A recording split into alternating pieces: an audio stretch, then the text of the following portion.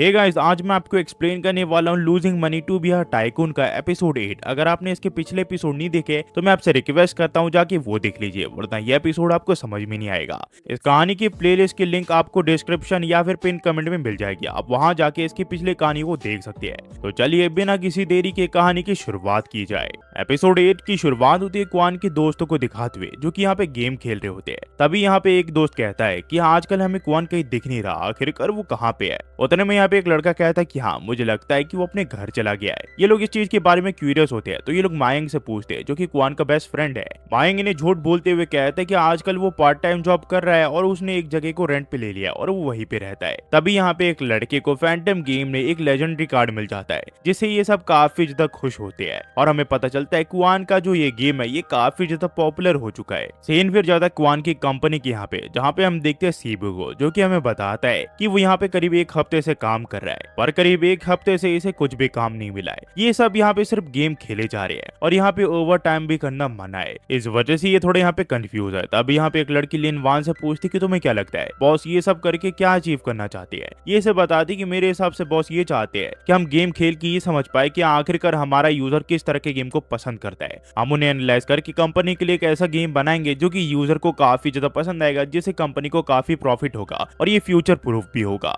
तभी हुआंग बाउशी से पूछता है कि तुम्हें क्या लगता है बॉस हमें दिन भर गेम क्यों खिलवा रहे हैं, तुम्हारा तो मैक्स लेवल है, तुम्हें क्या लगता है इसके पीछे उनका इंटेंशन क्या है। ये से बताता है कि क्वान ने मुझे हायर किया है और मैं उसके लिए यूजफुल होना चाहता हूँ। तभी यहाँ पे लिन वान कहती कि मैं समझ गई मिस्टर पे हमसे क्या करवाना चाहते हैं। वो चाहते हैं कि हमें यहाँ पे गिल्टी फील हो, हम दिन भर यहाँ पे गेम खेलते रहे और बिना वजह के हमें पैसे मिलते रहे और फिर जब हमें यहाँ पे एक प्रोजेक्ट मिले तो हम अपनी पूरी जान झोंक दे उस प्रोजेक्ट को एकदम बढ़िया बनाने में। पर वांग कहता है कि जब से मैं यहाँ पे आऊँ तब से मैंने क्वान को कहीं पे भी नहीं देखा, आखिरकार मिस्टर क्वान कहाँ पे है। ये से कहती कि मेरे हिसाब से कोई बाहर बिजनेस मीटिंग पे गए हुए हैं। वही बाउशु इन सभी को समझाता है कि चाहे जो हो वो कहीं घर पे बैठ के आराम तो नहीं करे होंगे। वहीं पे हम देखते हैं क्वान को जो कि घर पे बैठ के आराम ही कर रहा होता है। वो यहाँ पे आराम की जिंदगी जी रहा होता है पर उसका सिस्टम बार बार उसे वार्निंग दे रहा होता है। तो क्वान कहता है कि तुम्हें पता भी है घर पे बैठे रहना कितना ज्यादा मुश्किल होता है, एक कंपनी को नॉन प्रॉफिटेबल बनाना तुम्हें पता भी है कितना ज्यादा मुश्किल होता है। सीन फिर ऑफिस के यहाँ पे जाता है जहाँ पे शिंग हाइलू इन सभी को कहते कि मिस्टर पे ने कहा है कि यहाँ पे तुम लोग ओवर टाइम नहीं कर सकते हो, तुम्हें घर वापस जाना होगा। यहाँ पे सभी लोग कहते हैं कि हम तो ओवर टाइम करते भी नहीं है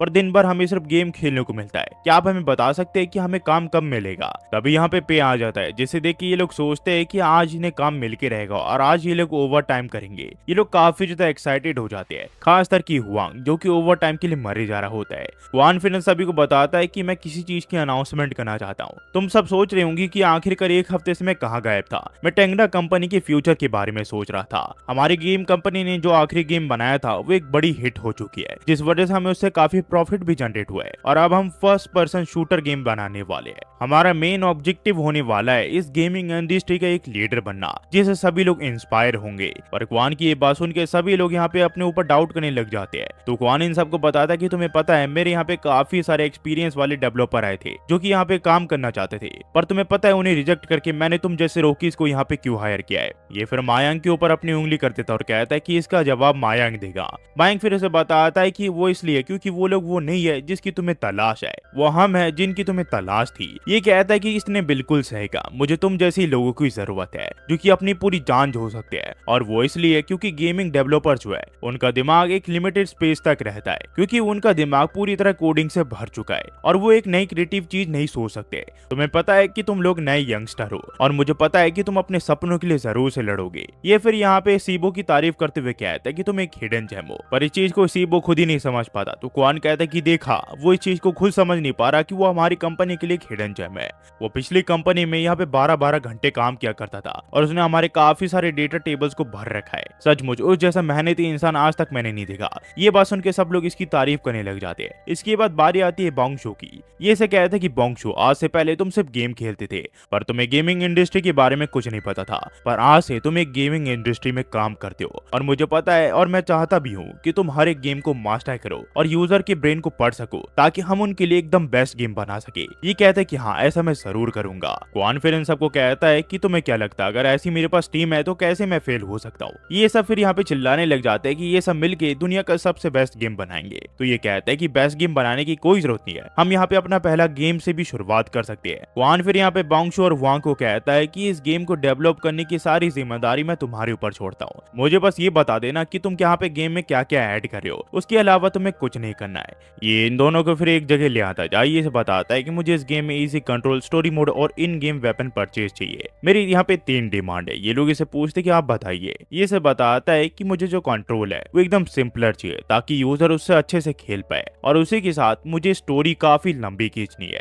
जिससे लोगों को उसमें मजा आ सके। इस कहानी में सिर्फ प्लेयर वर्सेस प्लेयर नहीं होना चाहिए, इसके अलावा भी तुम्हें यहाँ पे कुछ ऐड करना पड़ेगा, और वो चीज याद रखना कि मीनिंगफुल होनी चाहिए। हर चीज का कुछ ना कुछ मीनिंग होना चाहिए। और अगर वेपन की बात करें तो अनयूनिक होना चाहिए और कूल होना चाहिए, वो एकदम बढ़िया होना चाहिए। ये फिर सोचता है कि गेम को तबाह करना कितना बढ़िया होता है। तभी यहाँ पे हुआंग कहता है कि आप जो बता रहे हो हमें वो हमारे हार्डकोर गेमर्स को पसंद नहीं आने वाला। मेरे हिसाब से हम गेम को जितना प्लेन रखे उतना ही बेटर रहेगा। अगर हमने ज्यादा इसके साथ कुछ छेड़छाड़ की तो लोगों को ये गेम पसंद नहीं आएगा, और अभी हमारी जैसी टीम है, मुझे नहीं लगता कि हम एक इंटरेस्टिंग स्टोरी को इतनी जल्दी बना पाएंगे। अगर हमने इसके साथ ज्यादा छेड़छाड़ किया तो मुझे नहीं लगता ये गेम मार्केट में चल पाएगा। ये कहता है कि यही तो मुझे चाहिए, तुमने बिल्कुल सही कहा। तो यहाँ पे हुआंग से पूछता है कि आपका मतलब क्या है। ये कहता है कि कुछ नहीं, मुझे तुम पे विश्वास है, मुझे लगता है कि तुम किसी भी प्रॉब्लम को ओवरकम कर सकती हो। क्वान फिर इन दोनों को देख के सोचता है कि अगर ये दोनों एक दूसरे के साथ काम करेंगे तो उसके गेम की फेलियर होने के चांसेस काफी ज्यादा है। ये फिर यहाँ पे हुआंग को लीड डिजाइनर बना देता है, और उसी के साथ वो यहाँ पे बोंगशू को गेम मॉडरेटर बना देता है, और इन दोनों के इन्हीं के हिसाब से एक ड्राफ्ट बनाने के लिए कहता है गेम का।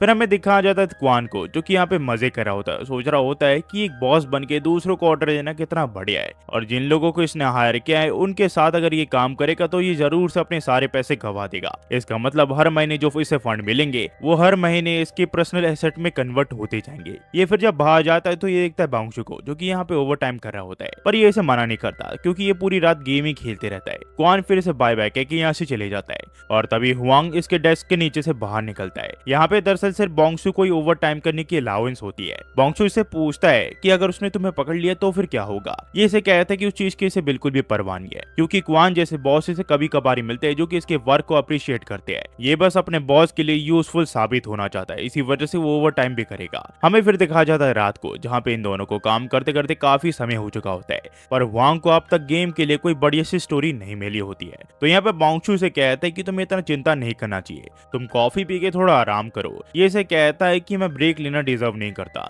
मुझे किसी भी हाल में गेम के लिए एक बड़ी सी स्टोरी लिखनी पड़ेगी। ये इसे कहता है कि एक स्टोरी वो भी गेम के लिए बनाना वो काफी ज्यादा डिफिकल्ट होता है, तुम्हें ज्यादा नहीं सोचना चाहिए वरना तुम भी दूसरे लोगों की कॉपी करके वही कहानी अपने गेम में चेप दोगे। तुम्हें पता है क्वान में मुझे सबसे बढ़िया बात क्या लगती है, वो सबसे कम पैसे का यूज करके सबसे बढ़िया चीज बनाता है, जिस वजह से वो यहाँ पे हिट भी स्थापित होता है। मेरे हिसाब से हमें भी यहाँ पे उसी के जैसे सोचना पड़ेगा ताकि हम सबसे कम पैसों में सबसे बढ़िया गेम बना सके। तो ये कहता है कि तुम्हारे दिमाग में कुछ आइडिया है क्या, तुम मुझे बता सकते हो क्या। ये कहता है कि हाँ मेरे पास सबसे बढ़िया आइडिया है, हम पैसों को सिर्फ सबसे इंपॉर्टेंट चीजों में खर्च करेंगे और छोटी मोटी चीजों पे हम सबसे कम पैसे लगाएंगे। वांग फिर से कहता है कि तुम्हारे पास कोई बढ़िया आइडिया है क्या। ये कहता है कि हाँ मेरे पास एकदम बढ़िया आइडिया है। ये फिर यहाँ पे वांग को एक अलग ही दुनिया में ले जाता है। तो वांग इसे पूछता है कि आखिरकार हम कहाँ जा रहे हैं। ये इसे कहता है कि उधर देखो। वांग कहता है कि ये जगह तो समुद्र से पेट्रोल निकालने वाली जगह लग रही है। ये कहते हैं कि हाँ ये जगह काफी ज्यादा छोटी है, जिस वजह से हमें लोकेशन में ज्यादा खर्चे नहीं करने पड़ेंगे, और उसी के साथ ये जगह काफी ज्यादा यूनिक भी है जिसे आज तक किसने गेम में उतना यूज नहीं किया है। तभी यहाँ पे इसके ऊपर एक ज़ॉम्बी हमला कर देता है, तो किसी तरह ये वांग को बचा लेता है। वांग इसे कहता है कि हमारे गेम में ज़ॉम्बी क्या कर रहा है। ये इसे बताता है कि प्लेयर्स एक दूसरे से लड़ सकते हैं, पर उसी के साथ ये सब उनके ऊपर हमला करेंगे, और इन सब ने अगर उन्हें मार दिया तो वो लोग इस राउंड को हार जाएंगे। और अब बात करते हैं कि कंट्रोल्स की,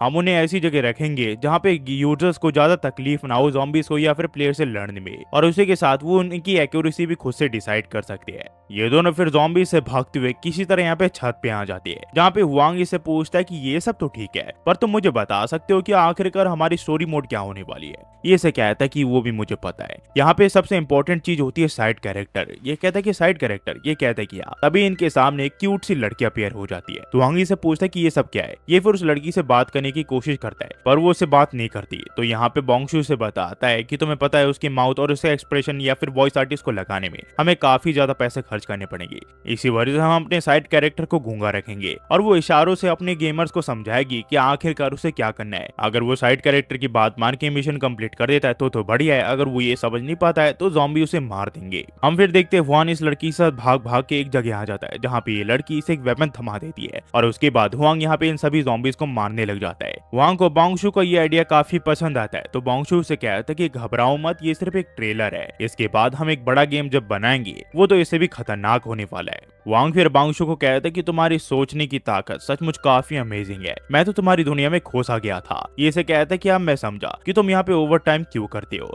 पर बोंगशू कुआन की तारीफ करते हुए कहता है कि मेरे हिसाब से कुआन भी यही सोचता है, बस वो हमें बताना नहीं चाहता। वो चाहता है कि हम ये सारी चीजें खुद से सीखे और यहाँ पे सारी चीजों को खुद से बनाए और तभी वो हमारे इन चीजों में इंटरफेयर नहीं करता। तो ये दोनों कहते हैं कि सचमुच कुआन एक महान इंसान है और सारी चीजें उसी के कंट्रोल में है। पर वांग फिर इसे पूछता है कि वेपन्स के बारे में तुम क्या करोगे, हमें रेयर वेपन्स बनाने पड़ेंगे। ये से कहता है कि उसकी चिंता तो मत करो, मेरे पास काफी सारे वेपन्स के आइडिया है। सीन फिर शिफ्ट होता है और हम देखते घड़े के यहाँ पे जहाँ पे सुबह के 9 बज चुके होते हैं और इन ओवर टाइम करते हुए काफी समय हो चुका होता है। पर बोंगशू ने जो हुआंग को वेपन दिखाए होते हैं उन सारे वेपन्स के लिए ये काफी ज्यादा एक्साइटेड होता है। ये कहता है कि चाहे जो हो जाए इस गेम को मैं एकदम परफेक्टली डिजाइन करूंगा। तभी हम देखते हैं यहाँ पे मायंग आ जाता है जो कि बोंगशू को गुड मॉर्निंग कहता है और उसके लिए खाने के लिए कुछ लाता है। पर तभी ये देखता है हुआंग को और उसे देख के मायंग को उसके ऊपर शक हो जाता है और ये से कहता है कि कहीं तुम सीक्रेटली ओवर टाइम तो नहीं कर रहे हो। और यहाँ से जो कहानी वो टू बी कंटिन्यू हो जाती है। इसका अगला एपिसोड अगले हफ्ते आएगा। इसके मानवा भी है एक, उसे अगर आप चाहो तो मैं एक्सप्लेन कर सकता हूँ, पर ये जब एनिमी खत्म होगा उसी के बाद मैं उसे एक्सप्लेन करूंगा।